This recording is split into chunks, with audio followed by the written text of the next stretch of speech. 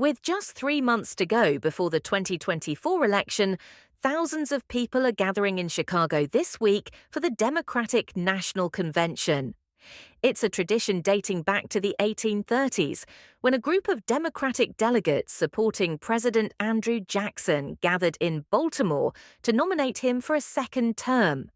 This year will look slightly different from others, as the party has already officially nominated Vice President Kamala Harris in a virtual roll call after President Joe Biden dropped out of the race.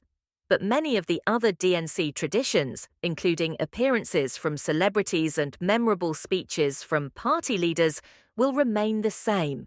Here's what to know. When and where is the DNC? This year's convention is taking place at the United Center Arena in Chicago. It started on Monday, 19th August, and will continue until Thursday, 22nd August. What happens at the DNC? Because Ms. Harris and Mr. Walz have already been nominated, this year's convention will focus on speeches from prominent Democrats and the adoption of the party's platform.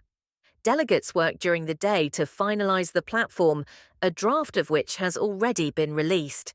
It focuses on a broad range of issues, including plans to lower inflation, mitigate climate change, and tackle gun violence. In the draft, Democrats contrast each of the party positions with Project 2025, an ultra-conservative blueprint for what a second Trump administration could look like, authored by the Heritage Foundation. Trump has sought to distance himself from the project, though several of his allies were involved in writing it. Who will be speaking? Dozens of prominent Democrats and celebrities will be taking the stage in Chicago. On Tuesday, former President Barack Obama is expected to deliver remarks, as is former First Lady Michelle Obama. Illinois Governor J.B. Pritzker and Ms. Harris's husband, Second Gentleman Doug Emhoff, will also speak. Wednesday's lineup reportedly features former President Bill Clinton and former Speaker of the House Nancy Pelosi, among others. Ms. Harris's running mate, Minnesota Governor Tim Walz, will give the primetime speech that night after his nomination. The most important night of the convention is Thursday, when Vice President Harris will take the stage.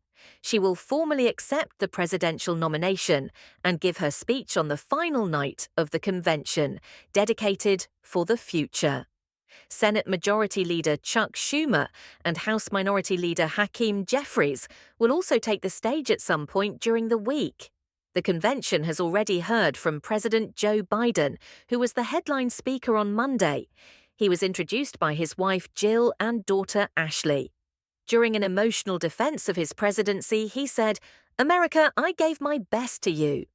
2016 presidential candidate Hillary Clinton offered her own tribute to Mr. Biden the same evening and voiced her hope that Kamala Harris could finally break the highest, hardest glass ceiling in the U.S. by becoming the first female president. Others who spoke on Monday included progressive lawmaker Alexandria Ocasio-Cortez, Americans affected by abortion bans in Republican-controlled states, and voices from the labor movement, including United Auto Workers head Shawn Fain. Who else will be in attendance? Around 50,000 people are expected to attend this year's convention in Chicago.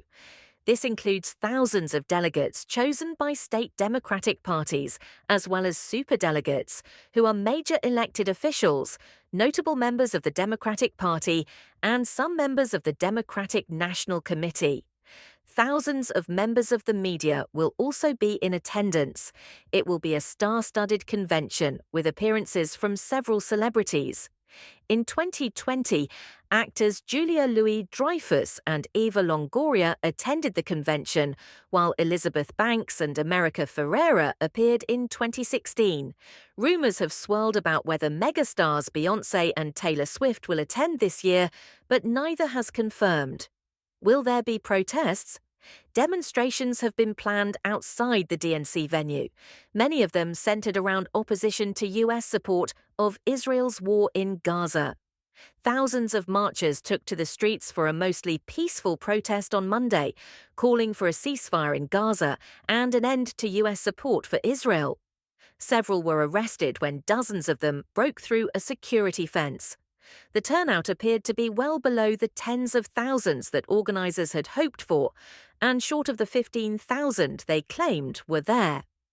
In that night's address, Mr. Biden acknowledged that the activists have a point, going on to say that a lot of innocent people are being killed on both sides. Subscribe for more updates.